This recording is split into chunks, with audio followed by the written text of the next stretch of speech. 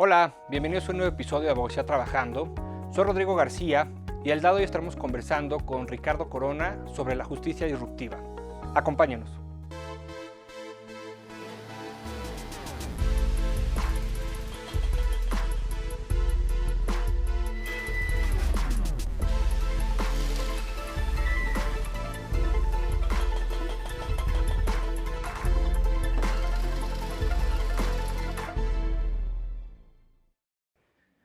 Ricardo Corona es especialista en análisis jurimétrico, evaluación del desempeño de sistemas jurídicos.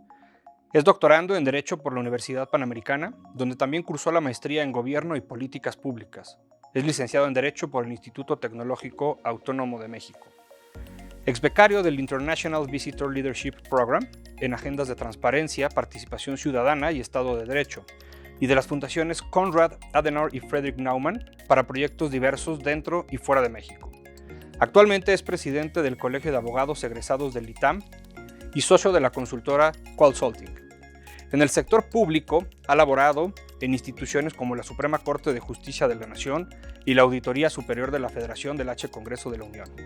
En el sector privado fue director jurídico del Instituto Mexicano para la Competitividad.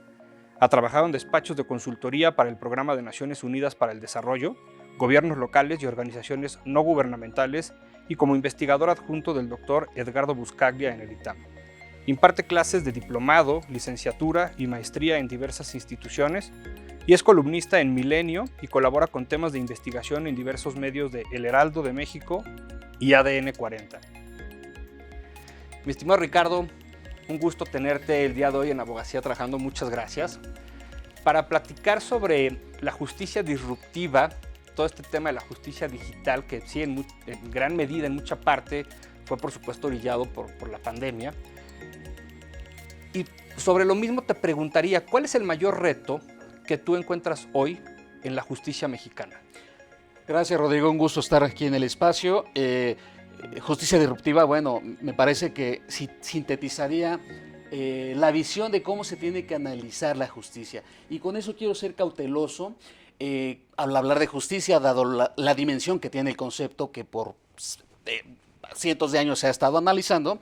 Y bueno, obviamente abarca desde lo simple como el cumplimiento de un contrato de arrendamiento, una persona que no se quiere salir, una obra pública con toda la licitación, un presupuesto en el legislativo. Todo eso está vinculado al final, termina con el destinatario final de la justicia, que es la ciudadanía. Por eso quiero ser cauteloso con esta dimensión. México es un país de leyes, México es un país con procesos formales, la narrativa la escuchamos, sin embargo, me parece que la realidad ciudadana, el día a día en la calle, dista de mucho de esa narrativa. Y eso me reitera la necesidad de pensar en un planteamiento de esta justicia, cómo se está abordando, esta disrupción que bien mencionas. Y bueno, pues en ese contexto te diría, con esas características, te diría que el mayor reto en México, dado que hay leyes, dado que tenemos esta narrativa, pero tenemos en oposición a esta realidad conocida también de dominio público, me parece que el reto sería cerrar la brecha que hay entre todo este entramado normativo y la realidad de la ciudadanía. Esa brecha implica muchas consideraciones y creo que ese es el mayor reto.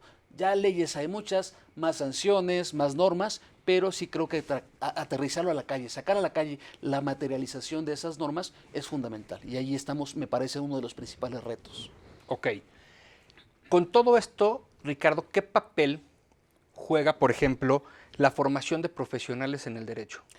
Oh, bueno, ese es un gran tema, Rodrigo. Si pensamos que México tiene cerca de 400,000 abogados, tiene más de 250,000 estudiantes de derecho que están estudiando en más de 2,000 instituciones educativas que ofrecen la carrera. Me parece que eso es fundamental para abordar una óptica disruptiva en cuanto a la formación del abogado, de la abogada, con un enfoque multidisciplinario. Ya no nos podemos quedar solamente en la alquimia jurídica, de yo lo sé, yo sé el código, yo sé la ley, yo sé esto nada más. Primero porque la realidad ya nos rebasó, ya se salió de la caja la agenda jurídica en esos términos. Y segundo, el contexto nos obliga cada vez más a un perfil multidisciplinario. Y eso me parece que fundamentalmente se puede ver sí y sí en las aulas. ¿Cuál considerarías entonces el camino correcto o la mejor ruta justamente para mejorar el desempeño de la justicia en México? Bueno, primero creo que es fundamental hablar de los antecedentes que tenemos ahorita. ¿Qué es lo que se está haciendo? ¿Qué estudios disponibles hay? Ujú. Sabemos, y aquí, bueno, hay muchos análisis que se han realizado en cuanto a la calidad de la justicia o que buscan explicar la calidad de la justicia. Sin embargo, aquí quiero ser cauteloso también con el recurso de información que se utiliza para analizar esto. ¿A qué me refiero? Pues generalmente partimos de la variable perceptiva, la percepción de la ciudadanía, para saber cómo está el termómetro de la calidad de la justicia que reciben. Ese es y bueno, de hecho, INEGI, por ejemplo, pues recaba la información donde hoy por hoy sabemos que tenemos unos jueces, según esa percepción, de media tabla que andan por ahí del 60% de confianza ciudadana, ¿sí? Ahora, ¿qué otra fuente hay? Tenemos análisis que se hacen, digamos, con base en las estadísticas oficiales, los datos duros, estáticos que están ahí disponibles. Pero aquí también quiero ser cauteloso porque pues mucha de esa información tiene que ver con datos cuantitativos. ¿Y a qué me refiero con esto, Rodrigo? Datos como cargas de trabajo, presupuestos que se gastan, cuántas capacitaciones se dan, qué se construye, digamos, datos numéricos, ¿sí? Que si bien nos dan alguna información relativa a la atención de retos en materia de justicia en este caso, me parece que se queda corta la información también. No, la relación entre esa opinión y estos datos que menciono respecto del impacto que se genera realmente, y regreso a la calle, a la ciudadanía, a la justicia realmente, a sus destinatarios, me parece que ahí faltan todavía una ruta para mejorarla, para robustecer la calidad de este tipo de análisis. Y aquí también quiero ser cauteloso porque si categorizamos o pretendemos categorizar con un estudio todo lo que es justicia, estamos dándole la vuelta a todas las materias que existen, Claro. digamos, a todas las particularidades geográficas. Entonces, eso ya nos hace más complejo el contexto. Entonces, siendo así, y con base en estos análisis que, insisto, son muy útiles, pero dadas las condiciones que mencionaba en cuanto a los retos y a la brecha que hay, sí me parece que se tiene que ir un poco más allá en este análisis, y es ahí donde pondría en la mesa algo que mencionabas, la palabra jurimetría, que es un análisis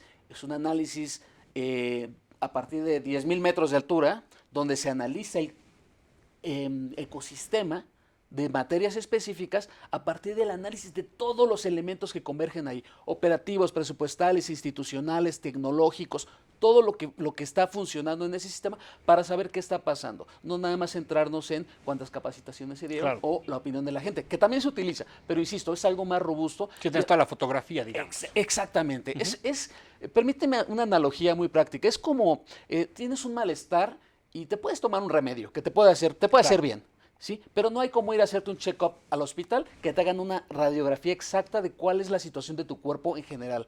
¿Sí? A veces los malestares se manifiestan de una manera, pero el daño está en otra zona del Así cuerpo. es. Entonces ahí tenemos eso. Muchas veces pueden ser las capacitaciones de los servidores públicos lo que está fallando, no las condiciones materiales, no las condiciones presupuestales, no las condiciones normativas, o al revés, falta regulación o falta presupuesto, y eso es lo que a partir del análisis jurimétrico, que no es otra cosa que el estudio de la funcionalidad de sistemas normativos específicos para saber qué está pasando. Y con eso lo que te quiero decir al final, con base en las referencias que hice de información, es darle un siguiente nivel a la generación de datos, Claro. que nos permitan una evidencia más robusta, más verificable, sustentada pues en información que se pueda corroborar. Eso, por ejemplo, adolece la percepción, la opinión no se puede verificar, y muchas veces sabemos que un contexto te define la opinión pública, Sí. y eso pues te puede tergiversar en un momento específico de la historia del país la calidad de la justicia que se pudiera estar evaluando.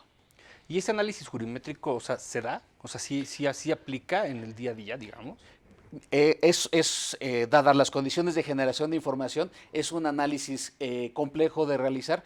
Primero, y aquí es fundamental mencionarlo, al implicar el análisis de todos los recursos que se tienen, que es todo, eso implica sin duda el tema vinculado a la voluntad política. Obviamente el tema político no es objeto del estudio, pero es fundamental para que te abran la puerta. Sí. ¿sí? Nuevamente, una analogía, que te permitan entrar a la cocina y ver si está todo, o sea, hasta la cocina de la casa. Eso es importante, obviamente, en condiciones de neutralidad de información, protección de datos, todas las condiciones de confidencialidad propias de un estudio de ese tipo, pero me parece que ese es el reto que se tiene que superar para poder tener acceso a eso. Se han hecho estudios, sí. Yo he participado en estudios vinculados a materia mercantil, materia laboral, materia penal, en tecnología. Hemos hecho varios análisis de ese tipo en los cuales, pues, la revelación respecto de esta información de opinión y datos estadísticos en cuanto a la evidencia que analizamos, pues nos brinda una información mucho más robusta y bueno, pues es lo que te mencionaba con la analogía clínica, ¿no? El check-up que se puede hacer ahí. O sea, un poco sale este famoso Big Data. Claro, de hecho, ahí, bueno, es uno de los recursos que se busca, que se buscaría detonar. Me parece que el tema de justicia disruptiva viene muy bien de la mano con esto, porque tú al generar más información, tienes que sistematizarla. Claro. Tienes que sistematizarla y tienes que echar a andar de la mano de los recursos tecnológicos que hoy sabemos que es disruptivo el contexto, no en justicia, en el mundo está a toda velocidad el desarrollo de soluciones tecnológicas y me parece que atendiendo el fondo de este análisis que pongo en la mesa, desarrollándolo, se generan datos al final, ¿sí? Sabemos que toda decisión de política pública, Rodrigo, la calidad de la información que se utiliza define la calidad de tu toma de decisiones. Entonces, si tu información no tiene las condiciones que se requieren, ¿sí? El alcance va a ser menor de tu solución. Y con esto te quiero poner un ejemplo. Sabemos que hay indicadores internacionales en los cuales se evalúa el Estado de Derecho de un país. ¿Con qué se evalúa? Con base en el nivel de cumplimiento de contratos, con base en el tiempo de constitución de una empresa.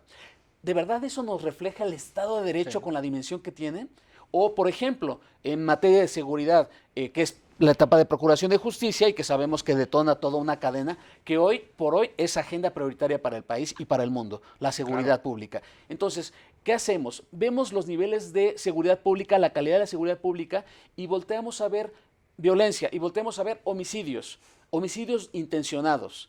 ¿Por qué? Porque son los que están registrados. Es un dato duro que está registrado, sí o sí se tiene que registrar, ¿sí? Pero el hecho que tú me digas que en un año, por ejemplo, que en 2021 hubo 5 o 10 o 20 homicidios menos que el 2020, que el año anterior, eso no me da cuenta de las condiciones de la Procuración de Justicia. El hecho que me digas que hay 3 o 4% más menos de un robo específico como de automóvil o de establecimiento mercantil, que son los que te exigen pues la denuncia penal para hacer cobro de los seguros, eso no me refleja la realidad de la seguridad pública. Totalmente. Que detona la puerta para la Procuración de Justicia, que implica policías, primeros respondientes, ministerios públicos, asesores jurídicos, defensores, jueces de control, todo lo que abre la puerta. Entonces, lo que te quiero decir nuevamente es que la calidad de la información define la calidad en la toma de tus decisiones. Y ahí, para lograr este siguiente nivel, sin duda de la mano de la tecnología, con la generación de información, con estas nuevas propuestas metodológicas, me parece que un Big Data para hacer este análisis de justicia, bueno, sería, me parece que el ideal. Hoy por hoy, los ejercicios que se han realizado han sido más bien artesanales por estas condiciones de acceso que te menciono que se tienen que realizar previas a la ejecución de un proyecto con estas características. Perfecto, Ricardo. Con todo esto que nos has comentado, ¿tú ves alguna disciplina del derecho que enfrente más o menos retos para este análisis que estás planteando? Mira, aquí, qué buena pregunta. La metodología, la jurimetría, o sea, esta medición jurídica, evaluación jurídica que se hace, no importa la materia como tal, porque es un marco metodológico flexible a partir del cual tú pones en la mesa la materia que quieres, laboral, penal, la que sea, y a partir de ello tomas todo el marco normativo de referencia, genera las herramientas de análisis, vigente obviamente, y a partir de ello comienzas a elaborar con herramientas metodológicas, estadísticas, bueno, comienzas a elaborar, a generar la información. Lo que te quiero decir con esto es, y es una buena pregunta porque depende de la materia, va a ser el marco que lo vas a desarrollar. Claro. Las condiciones de acceso a la información o a los insumos de información para hacer un análisis así en materia penal son más sensibles que en materia de regulación, son más sensibles que en materia de justicia administrativa, ¿sí? Ahora, eso, insisto, no quita, no resta, no obstruye que se pueda realizar en cualquiera de las materias. Sin embargo, me parece que es importante que para hacer un análisis de este tipo, y aquí retoma el contexto que mencionaba, es importante discriminar, por ejemplo, las materias. ¿Cuáles son más sensibles? ¿Cuáles nos están demandando hoy más un mejor análisis de la calidad de la justicia? En mejora regulatoria, por ejemplo, en materia de regulación, en materia administrativa, pues los despachos o las personas que interesadas en esas agendas tienen más formación, tienen más recursos por obvias razones de sus desempeños, de sus papeles en la dinámica social. Son empresas, son abogados. Sí, pero cuando hablas de un cumplimiento de un contrato, de un robo o de un despido injustificado, de materias más sensibles socialmente, en la estructura social, eso me parece que es un buen argumento para discriminar en un primer momento, con la introducción de este tipo de metodologías, en qué echar el esfuerzo, a qué meterle más esfuerzo, pues para generar nuevamente esta información que te digo, disruptiva, que nos dé el siguiente nivel descriptivo de la calidad del desempeño de la justicia. Totalmente, y concuerdo plenamente en ese punto, Ricardo. Ya nos compartías unos ejemplos. Quizá como para un mayor entendimiento o algo más palpable, digámoslo así, ¿cuál sería un ejemplo práctico que nos puedas compartir? Claro. Mira, aquí recurro nuevamente al contexto y voy a tomar una materia sensible, sin duda la materia penal. Sí. A ver, México es un país que al año ha llegado a registrar más de 30 millones de delitos. 30 millones de delitos. Bueno. Donde tienes más o menos el 7% de denuncia de esos delitos. Estamos hablando de 2.100.000 delitos de más de 30 millones que se denuncian. ¿Sí? Es muy bajo el nivel. ¿Sí? Cuando volteamos a ver las estadísticas de INEGI, por ejemplo, y te das cuenta por qué la gente no denuncia y por qué esta cifra negra, comienzas a ver factores como falta de tiempo, desconfianza, temor a extorsión. O sea, hay varios factores de desconfianza. Y ese es uno de los valores importantísimos de esta opinión que mencionaba. Pero la opinión es una consecuencia. Sí. Es la consecuencia y es el reflejo de lo que la gente está viviendo. Eso nos obliga a voltear a ver las causas. Y aquí entra la jurimetría. Vamos a ver qué está pasando. Vamos a hacer este check-up. ¿Qué está sucediendo con la calidad del desempeño de esta justicia penal en todas sus etapas? Porque si nos vamos solamente a la parte del juez de control o al tribunal, estamos estamos desestimando el inicio de esto. Entonces no sabes cuándo, por ejemplo, si la cadena de custodia de un policía estuvo mal. Sí, me estás yendo al fondo realmente. Desde el principio, desde que sucede el delito. Entonces ahí pues tenemos este reto. Entonces lo que menciono con el enfoque de causalidad es vámonos desde el principio de todo el proceso, vamos a analizarlo para ver qué está sucediendo. Hacemos la radiografía, diseñamos las herramientas metodológicas para hacer ese análisis y a partir de ello se comienza a generar esta información para saber qué está pasando. Aquí el ejemplo de homicidios que mencionaba hace rato me parece fundamental. No es lo mismo que te diga que hay más o menos un porcentaje de homicidios dolosos y con eso asumamos que el país es más o menos violento o hay más o menos delincuencia, ¿sí? Cuando haces un análisis con esas condiciones y donde ves si realmente se prestan los servicios, cadena de custodia, atención psicológica, servicios médicos, asesoría jurídica, se leen los derechos a ambas partes, todo lo que implica el proceso, eso es lo que busca. Ahora, otro tema importante es la complejidad en términos de tiempo y esfuerzo humano que requiere, porque pues es un trabajo roba muchas horas, ¿sí? Y un ejemplo de ello lo hicimos en 2016, un proyecto que financió la Fundación MacArthur, a partir del cual, con estas condiciones de contexto, con estas premisas que te menciono, de universo de delitos y de cifra negra, pues realmente lo que nos dimos a la tarea fue con base en la jurimetría, hacer un análisis bien importante de expedientes de averiguaciones previas, expedientes anteriores al viejo sistema penal y de carpetas de investigación, expedientes del nuevo sistema. Tomamos un poco más de 800 expedientes por robo y por homicidio. Homicidio porque es el referente que ya te mencionaba. Claro. Y robo porque es uno de los delitos pues, más sensibles en la ciudadanía. Los vemos en es común. Un día sí y el otro también, ¿no? Sí. Exactamente. Entonces se hizo el análisis de las condiciones en las que se llevaron a cabo estos procesos. Además de esas carpetas, obviamente se analizaron las condiciones del personal, del personal involucrado en todo este proceso. ¿Y a qué me refiero? Policías primeros respondientes, policías ministeriales, asesores jurídicos, defensores jurídicos, ministerios públicos, toda esta etapa primera de procuración de justicia. Te decía que es importante el juez de control, sí es importante, pero cuando no tenemos los componentes previos adecuados, ¿qué estamos viendo después? Oye, que si la puerta giratoria, que están congelados los expedientes, claro. Y ahí nos quedamos atorados, dando vuelta, pensando que el problema está ahí, y muchas veces estamos en otra etapa. Y en este estudio lo que pues tratamos de revisar esto, a partir de evidencia documentada, como te mencionaba. Hemos recibido, obviamente, comentarios de, oye, ¿por qué no volteas a ver lo que hacen en Estados Unidos, en Reino Unido? Mira, las fuentes de información, ellos tienen percepción, ellos tienen números de expedientes, lo que te mencionaba hace rato, pero también tienen un nivel de cumplimiento de Estado de Derecho distinto a nosotros. Totalmente. Entonces, si queremos adoptar prácticas en un contexto distinto, sabemos qué es lo que está pasando, sabemos qué es lo que pasa, y lo hemos visto incluso con la adopción de reformas normativas donde se copia y se pega un extracto de otro país. Son otras realidades. Así es. Tenemos que atender la realidad de México, y ahí es donde este estudio pues buscó atender esto y generar esta información. Como te mencionaba, se analizaron más de 800 expedientes, se entrevistaron con base en las funciones que les corresponden según la ley, las condiciones de 236 servidores públicos, que es un número, esto fue en el estado de Morelos, es un número significativo, dadas las 3 fiscalías que tiene nada más el estado. Y a partir de eso, pues, se analizó el presupuesto, se analizaron las condiciones materiales en las que trabajaban. Por ponerte un ejemplo nada más, nos tocó ver un ministerio público que era responsable de 5,000 expedientes. Rodrigo, por muy bueno que sea, experto, no hay poder humano cuando ves que, por ejemplo, un litigante con buen desempeño anualmente cuántos asuntos está viendo. Entonces no hay manera. No, está rebasado.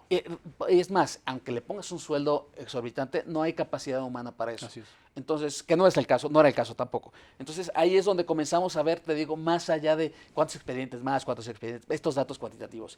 Y básicamente lo que digamos, algunos de los datos principales que nos arrojó esto, tuvo que ver con que, por ejemplo, en el caso de los policías, ¿cuál era su mayor reclamo? Salarios. Sí. Te dicen, oye, pues que yo, salario, ok, oye, pero a ver, háblame de tus funciones. Te das cuenta que la capacitación no la tienen adecuadamente. Ni saben realmente. No, por ejemplo, en el caso del informe policial homologado, no lo tenían claramente comprendido. Y profundizas las condiciones en las que se les capacitaba y te das cuenta que son condiciones inadecuadas. Se meten a todos los mismos servidores públicos a dar la misma capacitación cuando tienes perfiles distintos en las etapas procesales que les corresponde. Claro. ¿Sí? Entonces eso ya te comienza a explicar, bueno, pero aparte le sumas que un policía gana un salario bajo, no tiene prestaciones adecuadas, a veces tiene que pagar sus balas, tiene que rentar su patrulla. Sí, no. Pues tú dime con qué condiciones vas a tener un primer respondiente adecuado para un debido proceso en procuración de justicia. Totalmente. Ese es, digamos, uno de los puntos de partida fundamentales. Pero también, por ejemplo, se analizó la situación de servidores públicos, de ministerios públicos, de peritos, de los policías ministeriales, donde también hubo aspectos como la carga de trabajo, las condiciones salariales, ¿sí? Muchas veces no hay conexión, no hay interacción entre el Ministerio Público y los funcionarios previos. Y todo esto pues ya te va explicando que de la mano de una mala capacitación, de la mano de malas condiciones salariales, de que no interactúan entre ellos, de que no se sientan a ver estadísticas, sí, se suman todos estos factores. Exactamente. Y entonces eso ya, cuando me dices es que hubo más o menos expedientes de carpeta de investigación o más o menos homicidios, pues eso ya se queda rebasado por obvias razones, ¿no? Entonces lo que se hizo fue analizar esto. Mira, en general lo que pudimos observar, lo que se pudo observar en este análisis, en este ejemplo muy breve que estoy mencionando, es que, por ejemplo, en el homicidio doloso en el estado de Morelos, durante ese periodo y esas revisiones que se hicieron, entre el viejo y el nuevo sistema mejoró de 33 a 37% del 100% de requisitos mínimos que deben de estar en el expediente. O O sea, no se estaba cumpliendo en esos. Y eso no es ajeno a lo que estamos viendo ahorita en muchas situaciones similares. ¿Sí? Oye, sí mejoró 4%, sí, pero de 33 a 37. Eso no me está dando realmente el cumplimiento. Y aquí, digamos, lo que se tomó fueron elementos mínimos. Y en el caso de robo fue de 25 a 30, pero similar. Sí subió, sí, pero estás en el 30% de un 100% mínimo de lo que el marco normativo te está exigiendo que debe de estar integrado. Sí, sigue siendo un porcentaje muy bajo. Exactamente. Y con esto cierro esta parte con un ejemplo, me parece que es lamentable, pero es muy claro con el problema. Tienes una carpeta de investigación, una persona que fallece, te la reportan que fallece por una causa, pero en las pruebas está otra causa, es otro género, otra identidad, otra edad. Entonces comienzas a entender y dices, oye, ¿cómo le explicas nuevamente a la gente, al destinatario, al que emite la opinión, cómo le explicas que su expediente es de otra persona, claro, o que no se llevaron a cabo las pruebas adecuadas y que eso no puede revelar qué está pasando con su situación, o en el robo también? ¿Sí me explico? Sí, totalmente. Ahí es donde, o los mismos establecimientos mercantiles que te dicen, ¿sabes qué? Ya denuncio porque tengo que cobrar mi seguro o mi coche, pero ya no le da seguimiento a la carpeta por estas razones también, claro, que pues inhiben a la ciudadanía a darle seguimiento. Sí, a poner la denuncia incluso. Sí. Ricardo, fíjate que nos quedan espacio de 2 minutitos, yo creo. Quisiera más, te diría, ¿qué papel juega la tecnología, ya para cerrar, en todo esto para que realmente mejore la impartición de justicia en México? Me parece que juega el papel fundamental ahorita. La justicia tiene que ir de la mano con tecnología. Se habla de justicia digital, se habla de algunos avances que se están haciendo en procesos, en trámites. Me parece que tiene que ir mucho más allá para desarrollar soluciones ya con algoritmos que permitan, por ejemplo, esta cifra negra que mencionamos de muchos millones de delitos que no se denuncian por desconfianza, permitiría generar herramientas tecnológicas despersonalizadas con elementos que permitan presentar una denuncia con los elementos adecuados, ¿sí? Y echar a andar esto como sucede, eso sí sucede en otros países o como sucede en otros trámites aquí en México, más de la iniciativa privada. Aquí me parece, quiero cerrar con este mensaje, la aplicación de soluciones tecnológicas, y esto incluye obviamente a la justicia, uno ve a la iniciativa privada que va en elevador con la tecnología, porque si no el mercado te come y desapareces, ¿sí? Pero la parte pública va por la escalera, sí, va caminando por la escalera y va viendo más o menos cómo va, ¿sí? Lo que necesitamos es robustecer esta estrategia de soluciones tecnológicas para la justicia. Y aquí, retomando lo que platicamos al principio, la justicia es una aquí y en cualquier rincón. Y si estamos en condiciones asimétricas, tenemos que atender esa asimetría. Eso me parece que es el papel que tiene en este siglo la tecnología para mejorar estas condiciones y atender con esta disrupción los retos que enfrenta la justicia en el caso de México. Perfecto, Ricardo. Muchísimas gracias. La verdad es que el tiempo se nos va rapidísimo, pero desafortunadamente el programa es lo que nos da. Agradecerte, por supuesto, nuevamente el estar con nosotros y agradecer a todos ustedes por habernos acompañado en un nuevo episodio de Abogacía Trabajando.